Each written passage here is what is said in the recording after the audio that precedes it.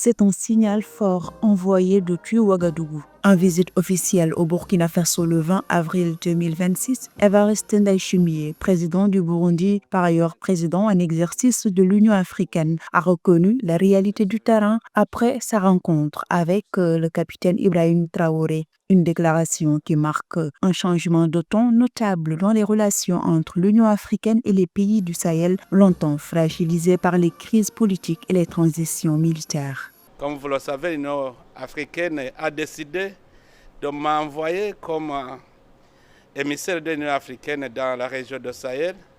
Ça démontre aussi que l'esprit de l'Union africaine commence à voir clair sur la vraie union de l'Union africaine. Le déplacement du dirigeant burundais vise à rouvrir le dialogue avec la Confédération des États du Sahel et à amorcer un rapprochement durable. Le Burkina Faso, suspendu de l'Union européenne depuis le coup d'État de 2022, reste au cœur de ces discussions. Dans un contexte d'insécurité persistante, les échanges ont porté sur la lutte contre le terrorisme et les perspectives de réintégration. Le chef d'État burundais est venu personnellement relancer le dialogue, jetant ainsi les bases d'un rapprochement durable entre les institutions continentales et les autorités sahéliennes.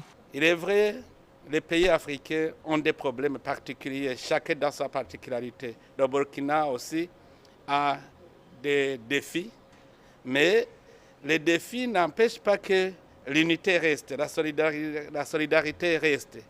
C'est pour cela que l'Union africaine doit constituer un pôle solide. Cette rencontre va bien au-delà des déclarations, mettant en lumière des enjeux stratégiques majeurs comme la volonté de souveraineté, la recomposition des alliances et le renforcement des capacités militaires régionales. Le Sahel y redéfinit sa position, comme en témoigne la création en mars 2024 d'une force conjointe de 5 à 600 hommes réunissant le Mali, le Burkina Faso et le Niger, dédiée à la défense collective et à la lutte contre le terrorisme. En saluant les efforts burkinabé, l'Union africaine semble ainsi ouvrir la voie à une coopération plus réaliste et adaptée aux défis du terrain.